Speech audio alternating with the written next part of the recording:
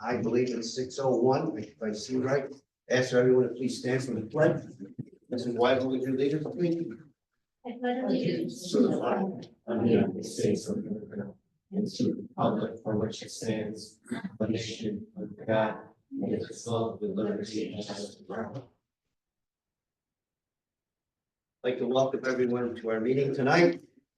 We will open shortly with a presentation and then go into our regular meetings follow. Mr. Staten? Sure, thank you. So we have, I think this is not a unfamiliar face to us, Christine Goosen from Leonard Bus, and she will discuss EV buses that the current applications and funding opportunities for districts.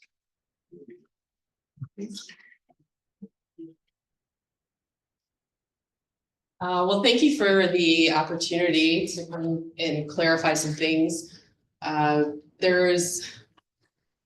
There's been talk for quite a few years now that there's a New York State mandate, and just here to talk a little bit about that, the funding, and also this other CARB Act.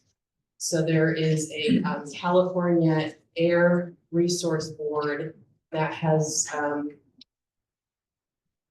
implemented this Advanced Clean Truck Act, and New York State and along with other states are following. So in addition to the New York State mandate, we have this as well as a manufacturing side of things. So I'll explain that. I'm not going to go through all these slides because you know who we are, you know the buses, and I think these terms have been out, like regenerative braking and such. We've been talking about this for, like I said, like almost 3 years. So I won't really dwell on these. The push for electrification, we've had conversations on that as well. And why school bus? Well, there's a set amount of school buses in the United States, and in New York State, there's about 50,000. We know where they come and go, where they're housed, and the exact routes and mileage that they travel every day. So it's kind of like the low-hanging fruit for electrification. Zero emissions mandate, when they talk about zero emissions, the only thing that qualifies that in the school bus side of things is electric. I know there's been talk about gas as well. Like when I say gas, I mean CNG. And there's not one manufacturer that has that technology out there yet. So the mandate is coming up. We're talking 2027. And then that's for the New York State side of things. All school buses by 2035 have to be zero emissions. So between 2027 and 2035, you can still run gas and diesel and propane buses. So even propane is not even considered zero emissions. There's been some confusion on that, but essentially for zero emissions, it has to be, on the school bus side, it has to be electric. So the CARB Clean Truck, that mandate is for manufacturers, and a percentage of the vehicles built must be zero emissions. And we're already past January 1st, 2025. So all dealers are being audited right now, manufacturers. So basically in 2025, 11% of what we sell has to be electric. So for every 8 buses that come out of our factory in Tulsa, Oklahoma, one of those has to be an electric vehicle. So there was a SED report that came out. So all schools were required in August to say where you are in your electrification journey. I wouldn't say you guys are behind at all. You guys are kind of with the majority. If you really look at that SED report, I don't know if you've seen it, if anybody's actually seen it. I can share it and you guys can see it. It's about 100 some odd pages, but it kind of gauges where everybody is and in their planning. So you look at the timeline, we're in 2025. We understand a little bit about school bus production also. We know that there's a cycle and a process for that. So anything in the summer of 2027, so July 1st, anything that the school writes a check for and registers has to be electric. And that's anything that really transports school children. So that could be type A's, the type C's that you're used to seeing, and minivans, if it's classified as schools. So we'll talk, this slide talks about the actual CARB Act. And if you see down at the bottom here, by 2027, it shows 20% of what the manufacturers are able to sell. 20% has to be electric, and then in order to release the other gas or diesel buses, ICE engines is what we call them. But that doesn't really matter because the New York State mandate is saying that all buses in 2027, New York State has to be electric. Going back to this slide briefly, it doesn't necessarily mean that like you have to order one electric bus for every 8 buses. It just means like in general for the state of New York, there's going to be for every electric bus, there'll be credits to release gas and diesel engines. So here's a current standing as of November. Just tells you like nationwide and the amount of districts operating. So it just kind of gives you some data points for the committed operators. You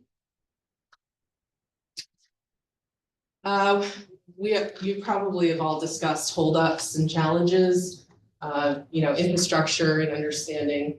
And you're probably aware of like who has to be involved in order to buy an electric bus. It's not just getting a quote anymore. It's when we're talking about infrastructure, there's a lot more involved. Just a little bit about like the timeline. It's to put in a charging station. We're talking about potentially 3 years, 2 to 3 years if it's considered like a capital project. I know SED is kind of putting through approvals for infrastructure, so a little bit faster than most projects. They're prioritizing that, putting this through. So it could be shorter, but just potentially, just think about the timeline for this and the timeline for the mandate. And let's skip through all this. Skip through this. It's just a little bit about charging stations and such, but I just wanted to get really to the funding part of it. So the EPA in 2022 announced that there was going to be 5 rounds of EPA funding.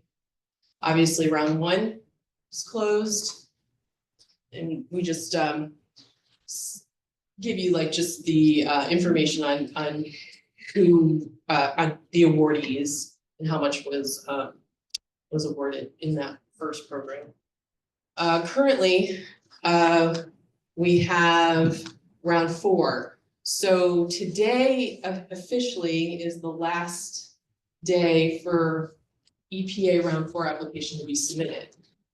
I worked with Charlie and the team to gather the information to submit on your behalf this round 4 funding application. So we won't know if you were approved for the funding until most likely closer to May. But they're looking to award at least over 900 million, and that's strictly towards zero emissions, and that's throughout the country.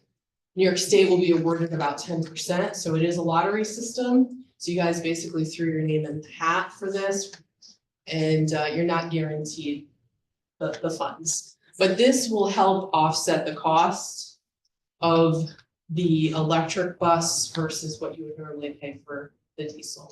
Is there any way you can relate that to dollars? So, in the EPA's eyes, you guys are not a prioritized district. So if you guys were awarded this money, you would qualify for $170,000. There is another program through New York State called the NSBIT program, and I'll talk about that shortly. And you're able to stack the money, and potentially if you were awarded the EPA money, you would get another $100,000 towards the purchase of the electric bus. So I just, go ahead. Go ahead. Well, I was just gonna say, so we're not a prioritized district, but in the event that we did qualify, you said 170,000, and that is toward the baseline price of an EV bus, which is in the $400,000 range. Correct. Okay. Yes. There is gonna be, well, as of today, there's round 5 of the EPA funding. We don't know how much that's gonna be, but we know from each round, from round 1 to round 4, each round keeps getting less, but they're reaching out to more districts. So in the very beginning, round 1, priority districts were the only ones that received the awards. Non-priority districts could apply, but 0 were approved. How do they decide what constitutes a priority district? So there are certain criteria that the EPA uses, which is very different from what New York State uses, because on the New York State side of things, you guys are a priority. It's has, Probably urban areas. yeah, like the current census and income and items like that, yeah. Great question. Christine, what is that rebate right now? The state, The state one, so if you weren't awarded the EPA funding, and I did break it down, it's that email that Charlie handed out earlier. okay. So there's different layers on the New York State side of things. No, I got that copy, thank you. But if you look under New York State handout, did you hand out the other ones? Yep, they're all attached. Okay, so I'm the attachment, yes, thank you. So this right here is like a layering effect. So if you look, if you're looking at a 66 or 60 passenger, that's a type C. So your base amount that you qualify for is 147,000. So it's that middle line right there. And then if you were to scrap a bus, you're looking at another 61,250. Yep. And then we are V to G, so we have the capability of vehicle to grid. We get another 12,000.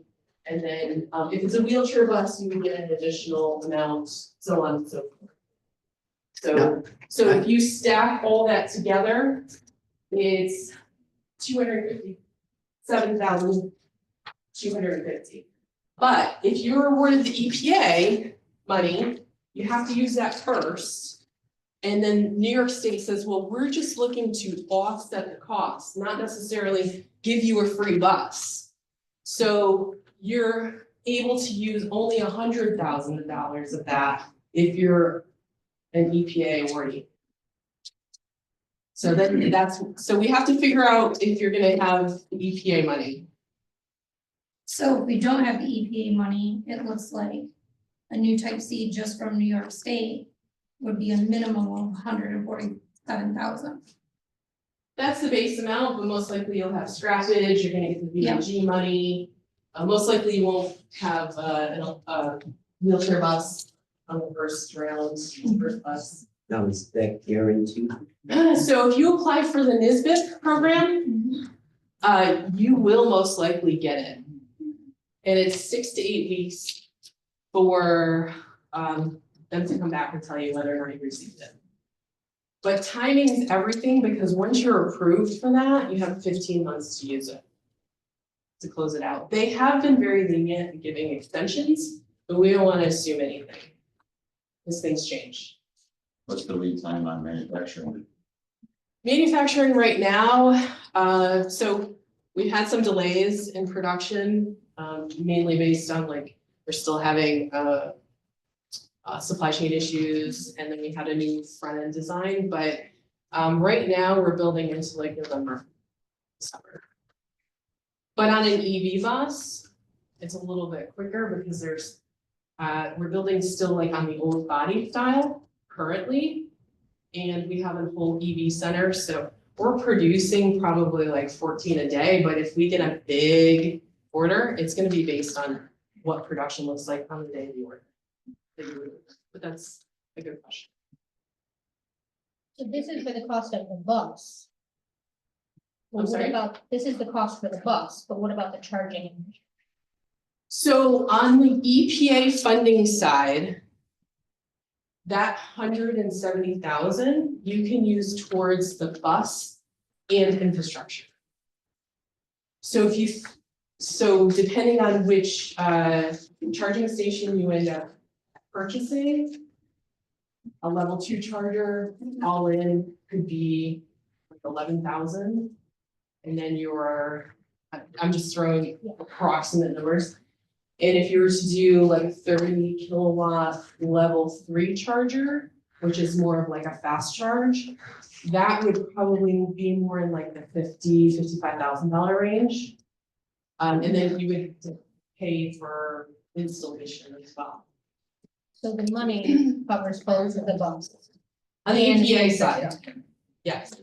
On the New York State side, the application for the NISBIT, which is that 257,000, that's strictly for the bus itself. It's not towards infrastructure, but there is a separate program through New York State. If you look under on the back at the bottom, the highlighted section, that tells you a little bit more about the NYSERDA program that allows for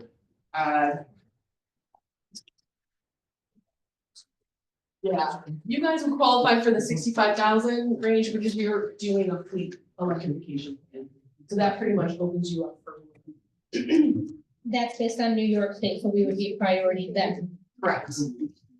Yes, so that's a separate program that you would have to apply for at the time that you would be committing to EV bus order. You can't just apply for that without having an electric bus on order. But it says that you can only apply for one charger per bus. Correct. So how many chargers do we need? Do we need one charger per bus? Essentially, yeah. So 65,000 times 8. I got a question. Can you go back a few slides? I'll tell you when. Okay.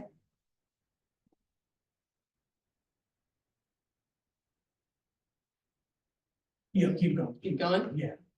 Yeah, keep. I'm known to double click. No, so- you can probably triple click on this. one. Okay. Keep going back here. I got new eyes, so it's taking me a second to figure this out. I always love this one. I thought you'd love this one. We're Well, just that was talking me. about I like politics. picture. Okay, hold on. Go ahead. What Here, is that second statement? become the, Become the expert where you need to employ the expert for everyone else. Yes. Is that for like the layperson who probably questions all of this? I'm just curious. I would suggest, and this is just because I'm real and you know me. Yeah. I would probably take that out for the next presentation, because it does sound a bit condescending a little bit. Maybe I'm reading. Oh, it no, wrong. no, not at all, not at all. Okay. So, just basically, like, do your homework, understand. Sure. I mean, so am I a charging station specialist? No, but I'll get you people that know charging. I know bus. Sure. Do I know camera systems? Don't claim to know camera No, I- systems. And I don't know your bus garage and like what the wiring is and all that, so you definitely have to get like your buildings and grounds guy. So it goes along with this.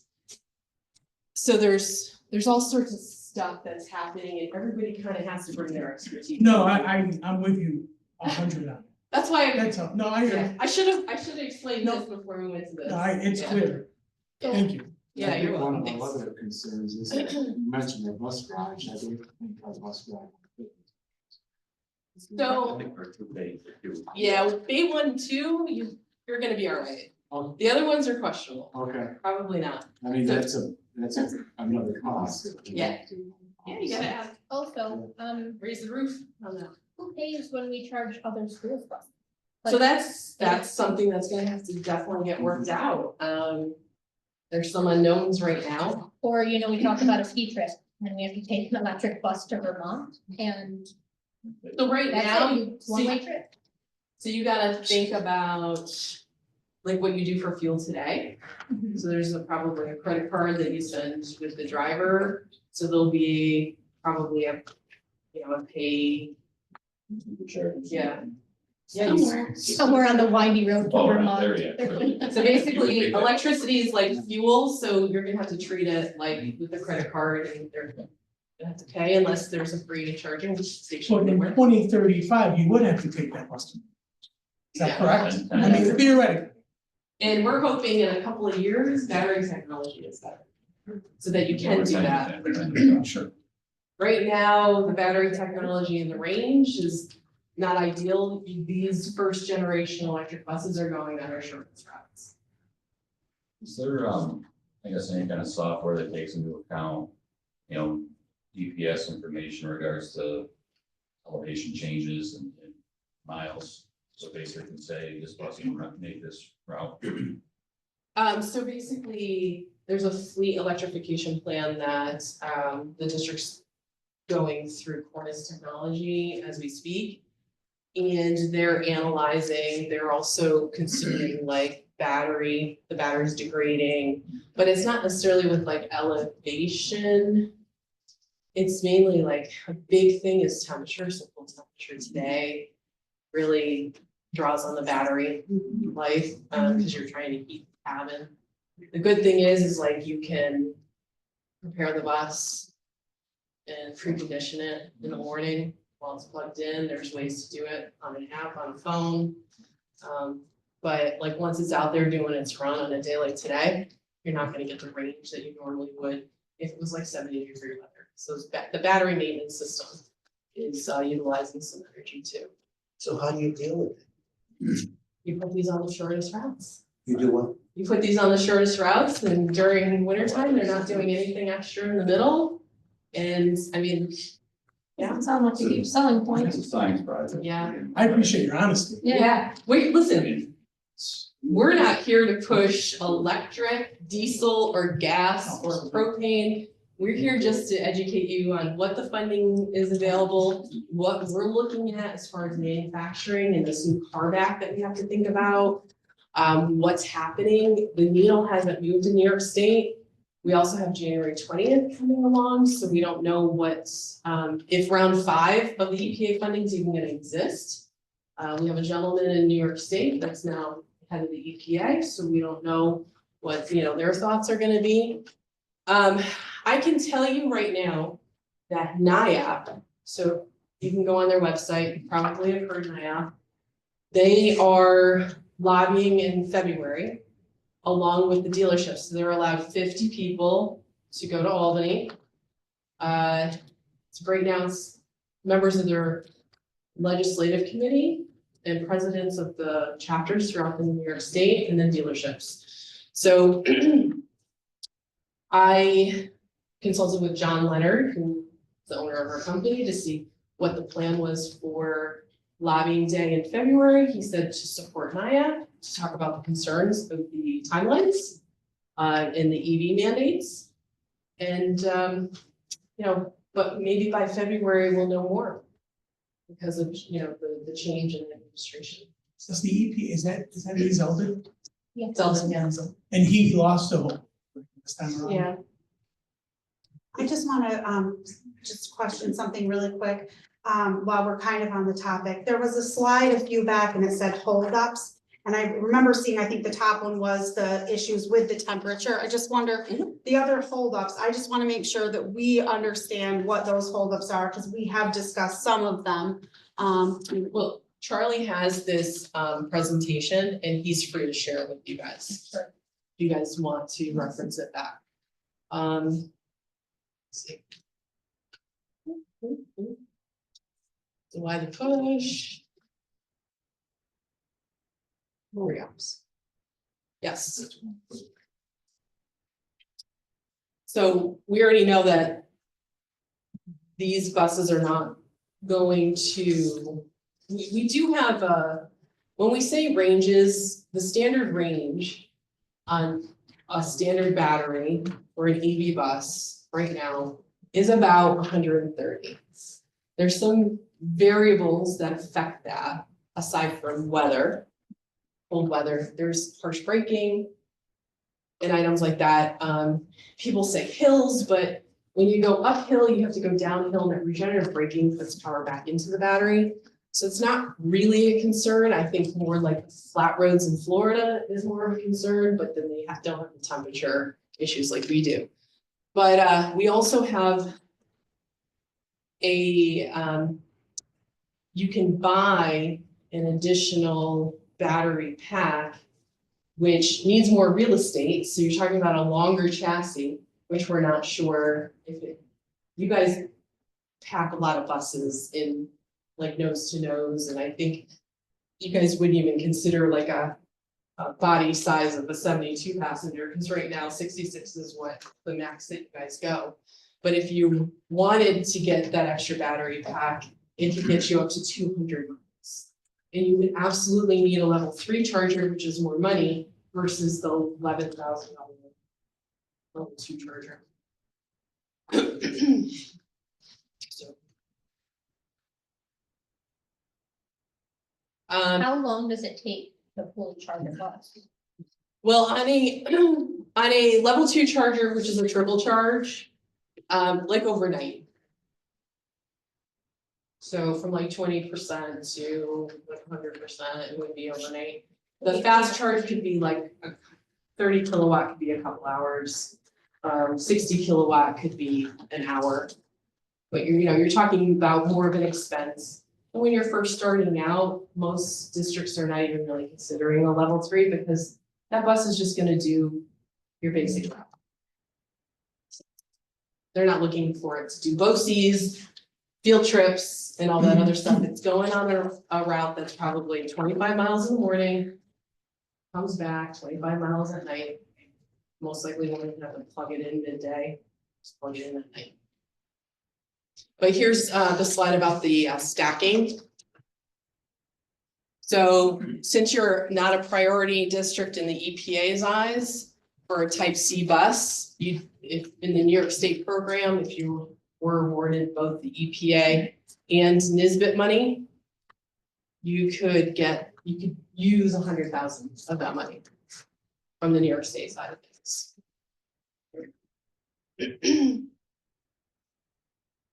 So do you guys have any other questions?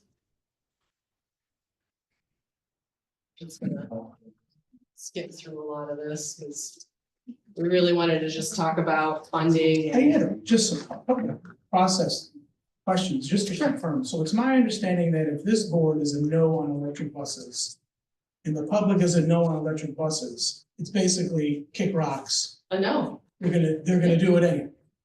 Like the state's still gonna mandate it. So come 2027, Correct. if you need, you guys are in steady replacement, you guys have been. Yeah, pretty Yeah. good.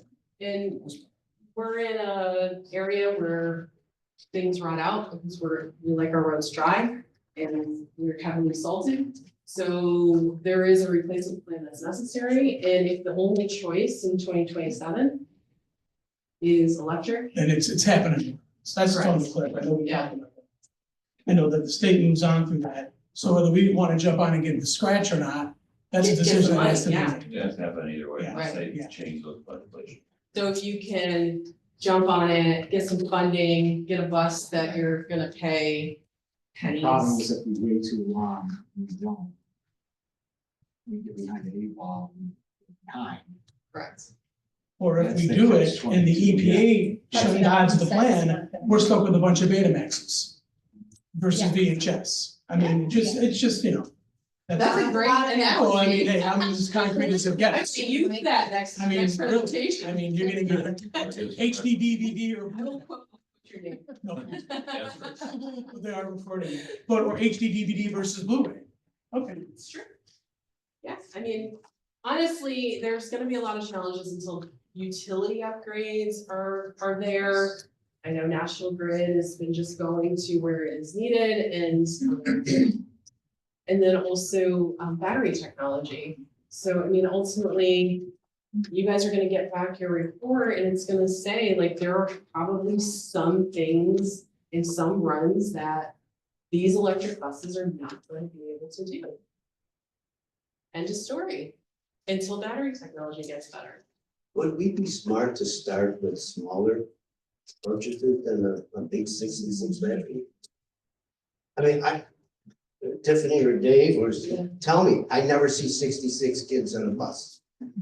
I don't, I mean, in our community, I don't see it.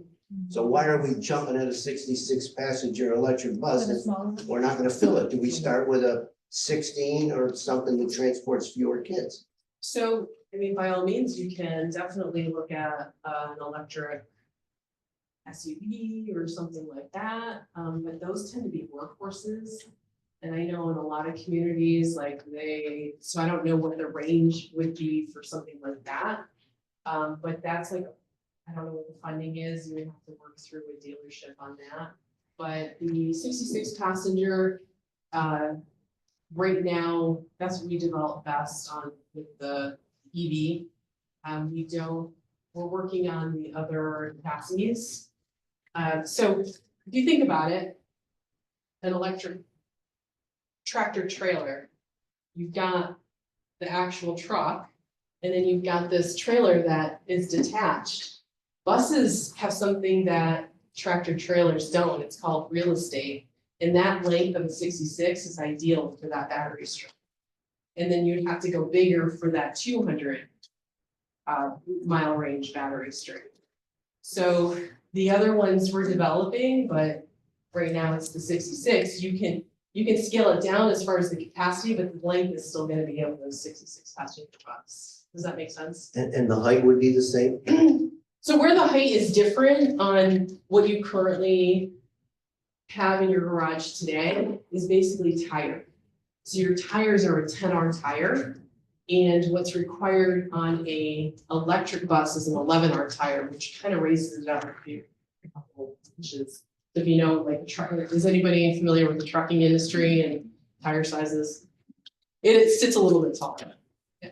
So that's where the height of your garage is a challenge. Those cost more money too. 11R tires, I've been told by some districts are actually, because they're something that the trucking industry has turned to, that they're less on OGS contract than 10R, but you would have to check with your tire size, your tire guys. But that was interesting. I mean, it's sometimes 10Rs are harder to find, but they're producing them more on the trucking side, so I mean, they're readily available. so what this meeting is about is to have a conversation about funding.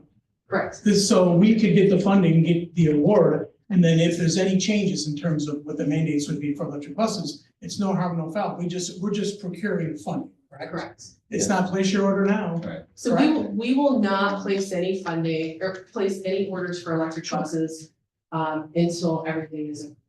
It's not like a diesel bus where we'll take the risk and order it ahead of your vote. So we not only want to make sure all the funding is secured, we know everything, but also the community has voted yes, so you put it in your community vote. And then even so, like at the end of the day, if you apply for all this funding and you decide not to use it, there's absolutely zero penalty for not using it. So you secure all the funding. Sure. Yes, I appreciate that. That's what I was just trying to clarify. I'll do all the legwork, try and make it easy for these guys. Just to piggyback on that, if you remember last time at this meeting, we took a vote on whether to proceed, and it was a 3-3 tie. So because the application was actually due before we held our next meeting, we said, let's proceed with that until we can hear more information, and then we'll vote again. Sure. Which direction? No harm done. You know, you threw your name in the hat, and you know, they're on the EPA side, it's very slim chance whether or not you get it. So if you get awarded, then we'll talk about it then, right? Does anyone in the audience have any questions? We would entertain that. You're not allowed. I just thought of just one thing. Were these chargers hang from the ceiling for the buses towards the back of it? It's not recommended. So you can put them, you can attach them to a wall, or you can put them on a pedestal, but it's not recommended because basically, if you think about that charging cord, that's got a lot of precious metals and there's current flowing through it. And you don't, usually they're about 25 feet. You don't want them on a, they're not on a reel or anything. I was wondering how if you lost the buses in there. Yeah. And you'll have this charging station in between 4 buses. So we currently, if you go to our facility in Rome, over on Griffiths, we have our charging stations mounted to the outside of our building. And you're free to look at them. So next time if you're in that area, or if you want to come down, just let me know. Show you the charging stations. We just have one simple question. How are we going to afford it? Because the funding, I see the funding, and that's for one bus. Yep. So once we get that funding, we have up to 1,800 buses to go. And our own job. Keep applying for available funding. So I just look at it as a taxpayer. How are we going to work this? That's what every district in the state. Yeah, that's the question. Because this is like, that's not talking infrastructure in the electric. National grid. So I'll just, that's what we got 2 minutes for. So we have a district in the Syracuse area that applied for round 1 of EPA funding. And back then, the funding was $395,000. They were our priority districts. So they were able to use basically that funding for both the bus and infrastructure, and it covered pretty much 100%. But like I said, you just gotta keep applying for available funding to offset your cost. We're probably never gonna see that amount of funding again. And as time goes on, funding keeps getting less.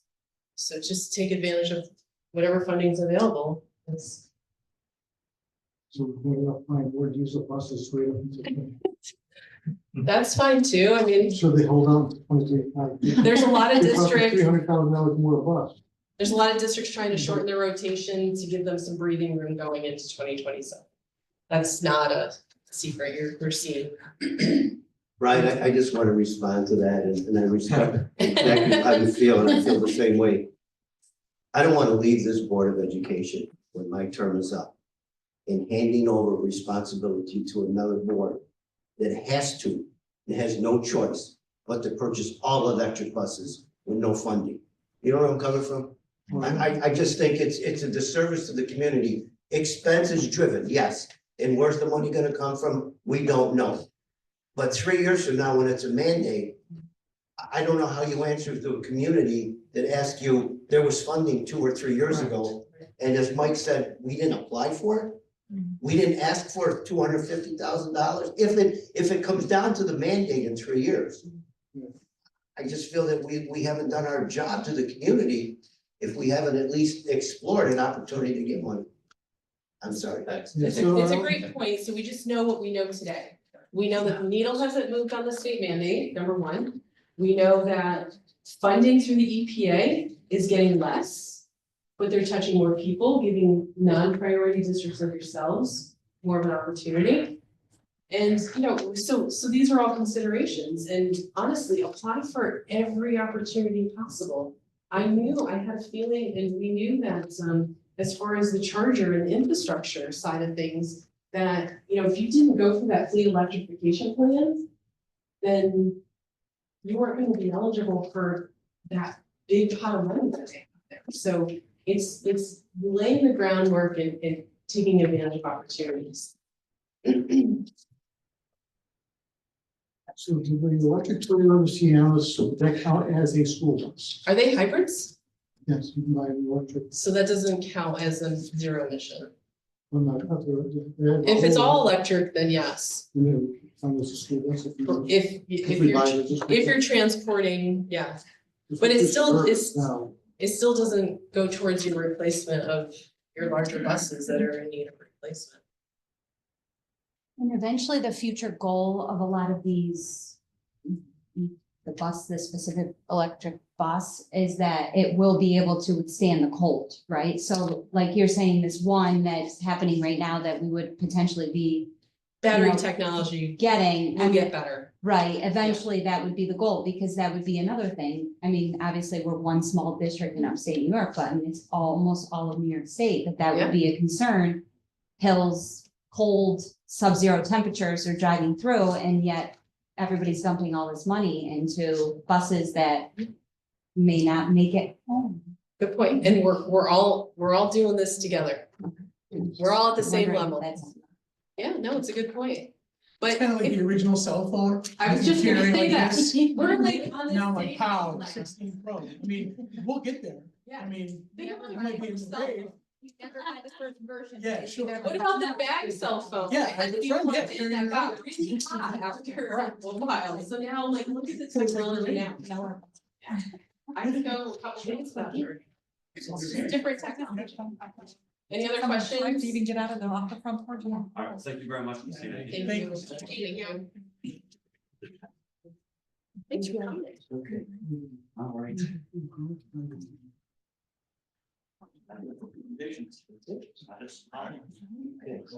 How about subcommittee reports?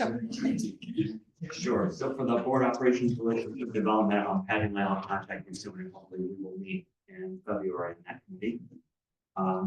Curriculum instruction, that subcommittee is actually meeting tomorrow. School Boards Institute, there's a legislative forum on January 30th, so I think Mike and you, Mr. Nick, will be there as well, at both meetings. Yep. And the policy committee just met right before this meeting, and we approved a record 18 policy. Which, subcommittees are active. Superintendent's report? Sure. So, Thank you, Christine. Grading for Equity, you may remember last year that we purchased a copy of this book for each teacher in the district. And in fact, I think some of the board members took the book home to read. I'd be interested in hearing the feedback on what you read, but anyway, that's a topic that we've been addressing last year, this year, next year as well, and just, you know, looking at models to improve the grading, give better feedback to students, parents, and teachers. And we're looking, and I'm not going to steal this thunder, but Brian Reed has a presentation he's going to roll out February 12th, correct, to the public. We'll be promoting that, advertising that very soon. We want to get a lot of community here and get their input on the direction we're going regarding grades. This isn't just something that we're doing, whole regions. I'm sure districts across the nation are as well. I think I informed you on the social media mass tort lawsuit. So there's this lawsuit of all these districts across the country are taking part against social media companies. And, you know, there was a webinar the other day with some of the lawyers from Florida that were giving us some direction on how to fill this out. It's about a 50-page document we need to submit, which we did earlier this week, last week actually. But they said because it's already gone this far, there's a chance that districts will receive some type of compensation. If you remember, there was a mass tort lawsuit last year against Jewel for the vaping, and I think we received somewhere between $6,000 and $9,000 our district did. So we do anticipate potentially receiving some type of compensation from the social media lawsuit. You can get a tire around Maybe it. tire. That's 6 chips. A tire. Yeah, they'll probably go $1,000. District-wide safety committee, yesterday, Charlie led us, committee meeting we hosted, Christy Klangel from the BOE Safety Office provided input. We talked about our emergency plan, the process for updating our district-wide emergency plan that's submitted every summer. We discussed security issues on campus, AED and CPR training for all staff, which will probably take place in May. Not all staff, I should say, those interested, beyond just the coaches and gym teachers that already have that certification. And we'll be meeting again probably in a couple of months with that. Mr. Nick was there too, if there's anything that I missed, if you want to add. I think you said it well. I would just add one thing that, you know, to the board members, there is just so much that goes on behind the scenes for the daily operation of the school district. And yesterday was a, you know, was a reminder to me. I've been away from it for some years now, and what Charlie and Dave and our administrators go through behind the scenes every day. It could be overwhelming. And, you know, we hear the good things and we hear the bad things, but there's so much everyday business with regulations and requirements and mandates of policy and procedure. It was a rude awakening for me. You guys did a great job.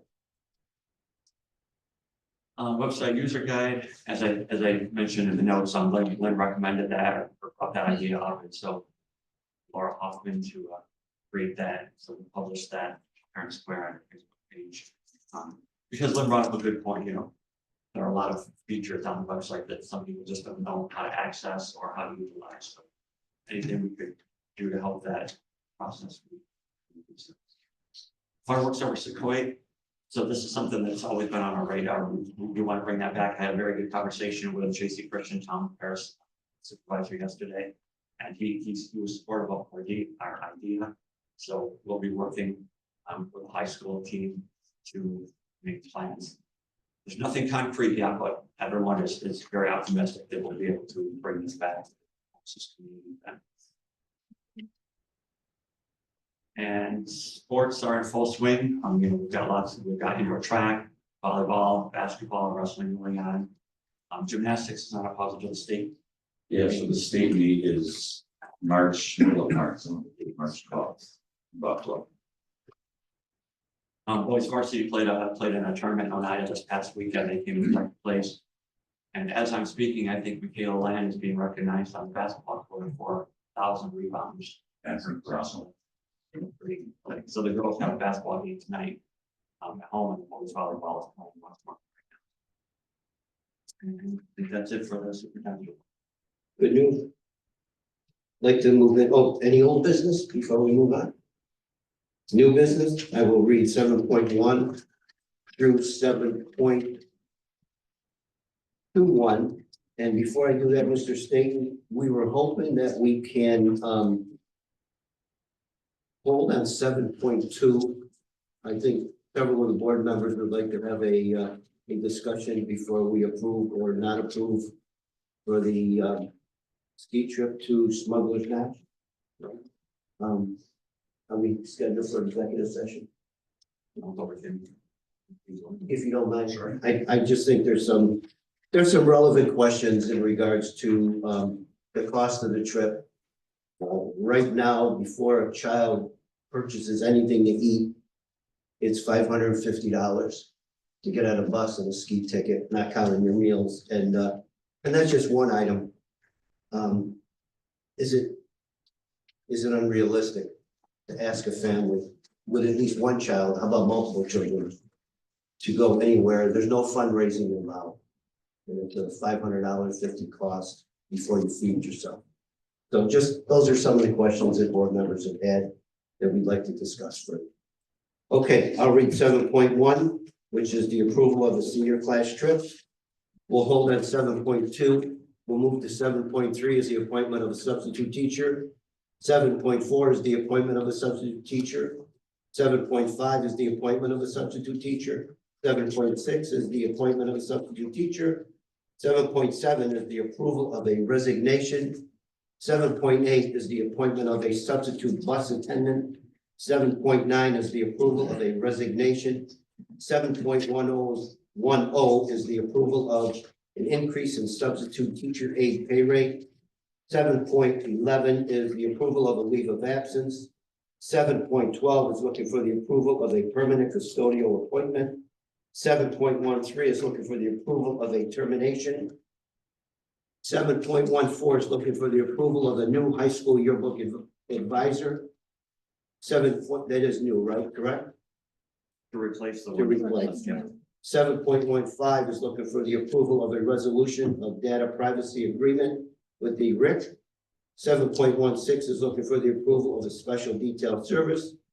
7.17 is looking for the approval of an extra classroom activity report. 7.18 is looking for the approval of the treasurer's report of balances. 7.19 is looking for the approval of our minutes from December 10th, 2024. 7.20 is looking for the resolution, approval of a resolution authorizing payment of bills as approved by our claims auditor. And 7.21 is looking for the approval of the Committee on Special Education and Committee on Preschool Special Education recommendations.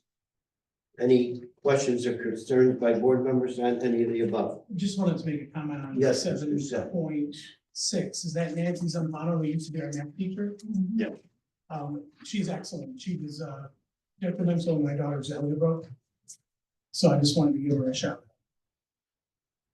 I'd just like to comment a couple if I could on 7.5, approving Ms. Lewis as a substitute. So Ms. Lewis is in the audience tonight. She's conducting her student teaching this year, like we're approving her as a substitute if needed, and she's got her aunt with her. Her aunt went to a board meeting or two other times. Thank you. Did you twist your arm? I was excited to come. I offered to bring her, I'm like, I'll go with you. Wonderful. And then 7.13, I just want to point out, Bob and Randy Moore, they are helping us in the garage right now at this time. With our mechanic situation, so we appreciate them attending tonight and the support they give us. And I think Brian Callahan is their driver. I think he does Uber tonight, so.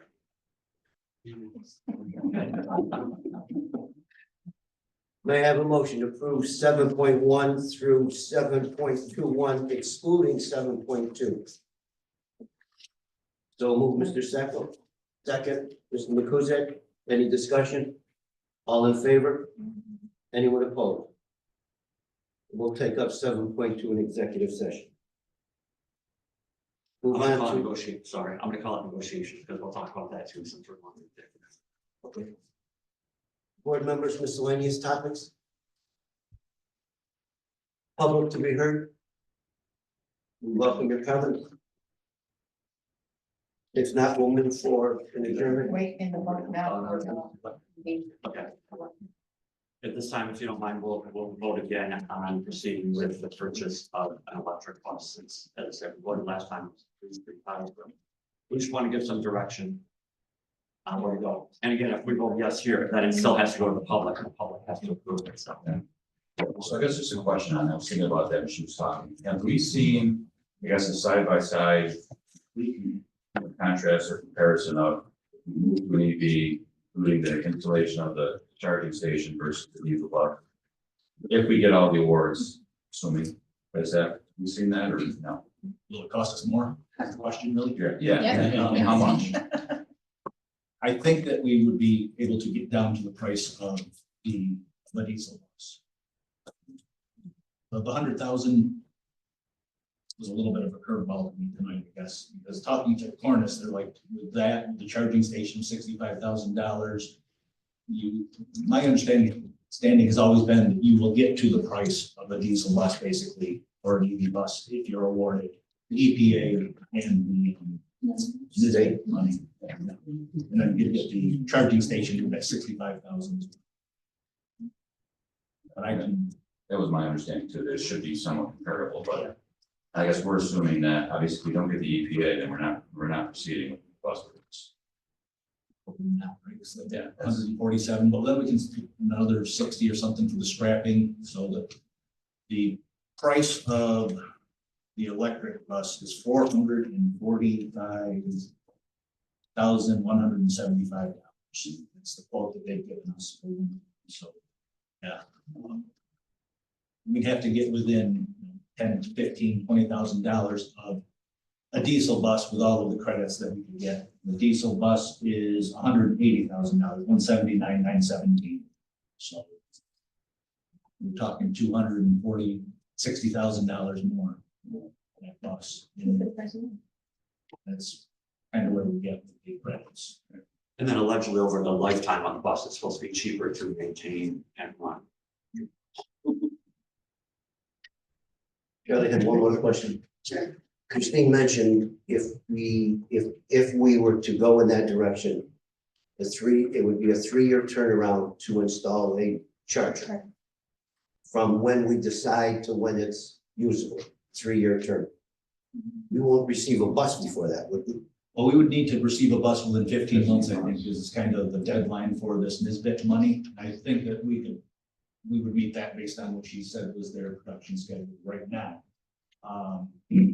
So, and I think that level 2 charger we can get installed pretty quickly, honestly. She did say. She did. Which was weird. 3 years to install. Yeah, it's just thought For to myself, infrastructure. 3 years. Well, Cordis has been here and looked at our bus garage. Our infrastructure right now will handle 1 bus and the charging station for 1 bus without doing any capital improvements to the facility. So we get the first one. We can do that pretty economically. From there, we're probably going to need to be some improvements to the bus garage infrastructure and utilities into it. Okay, would you reiterate what you just said, Yeah, I was just gonna ask you. how you presented that? If we made a decision tonight, it's to apply for the funding that's available in lay terms, right? Yes. And then to go with that, we still need community approval in May. Right, just like at every budget meeting, they have to vote for the purchase of a couple buses, they would have to.